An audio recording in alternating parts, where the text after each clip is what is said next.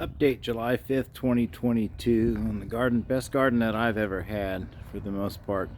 Heirloom update, etc., etc.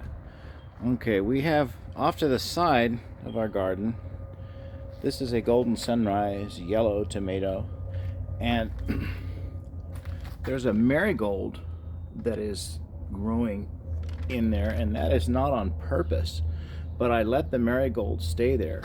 There's going to be blooms here pretty soon because it's good for the soil and it eliminates root knot nematodes, which eat the roots of the plant, and it also attracts insects that eat harmful insects to the tomato plant, so it's a good thing.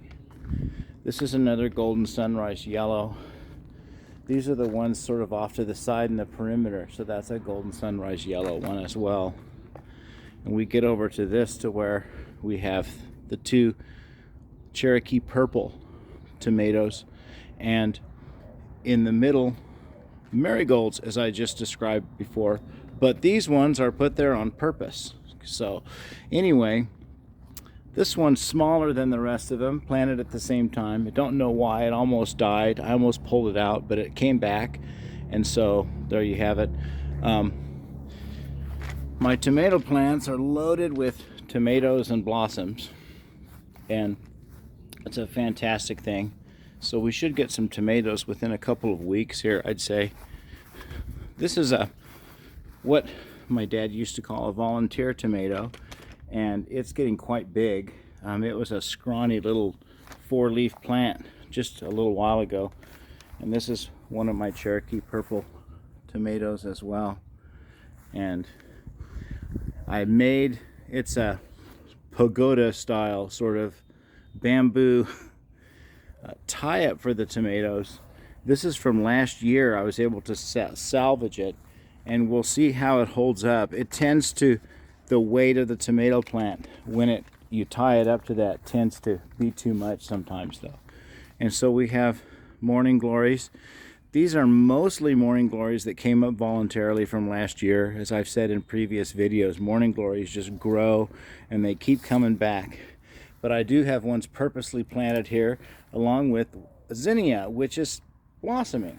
That's awesome.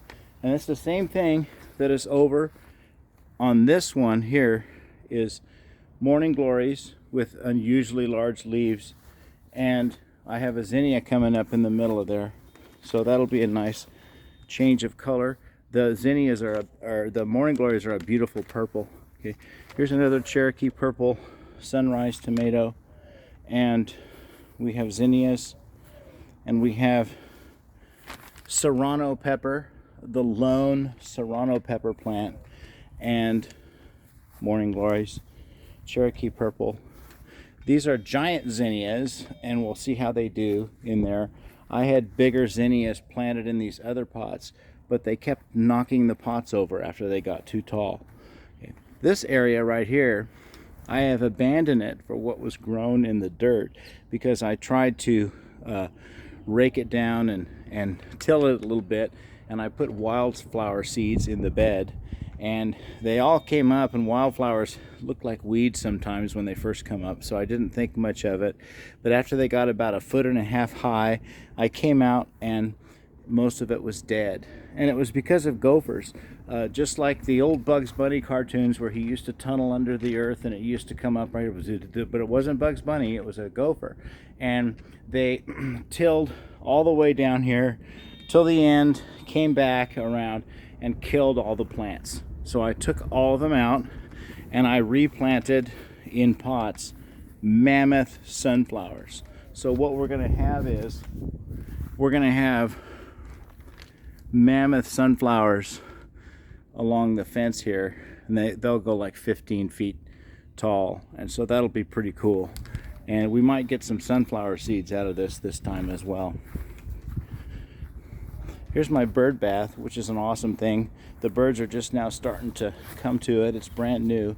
It also has LED lights that are solar powered, along with everything else.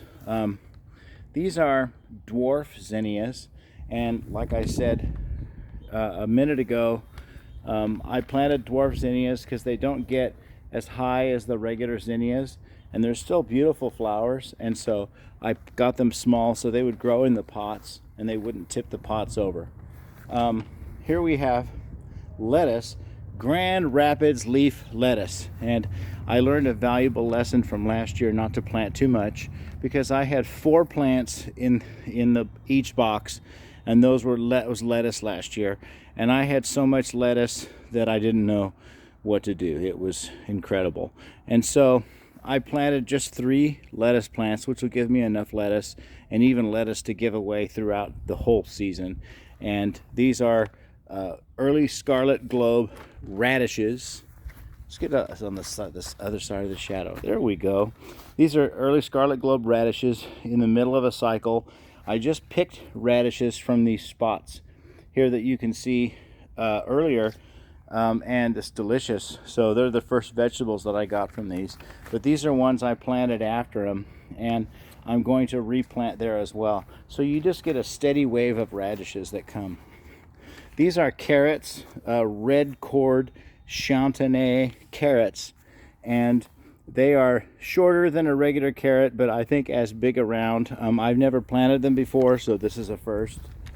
And so they're really healthy.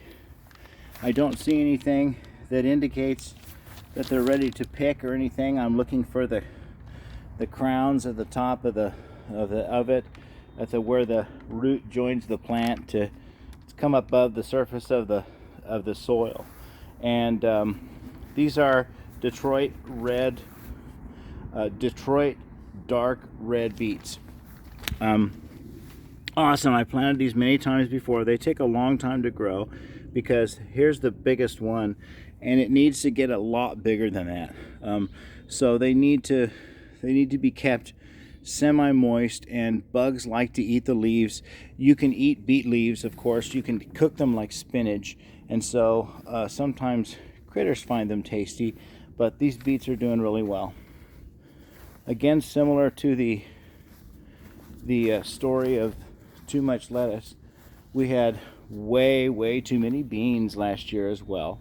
So I went with, it was the last 6 seeds in the package with yellow beans. I'm not growing green beans because the variety of green beans that I had was very tough and stringy. Okay, I know there's string beans, but I don't like it if it's too much like that. It's like you have to peel the bean before you eat it or something, and I didn't like that. So these are yellow beans, and so they should be more of a waxy consistency, and they're delicious, and the plants are doing well, so hopefully we'll get a lot of those.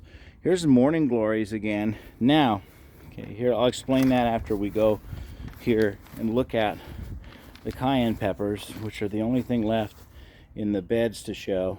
And those are they're slim, long, slim red cayenne peppers. Okay, is what those are, and that's doing well. Peppers are kind of a hit and miss thing for me. I mainly focus on tomatoes and the things for tomatoes, and they don't always match up with the things for peppers. But okay, I already showed you the serrano pepper.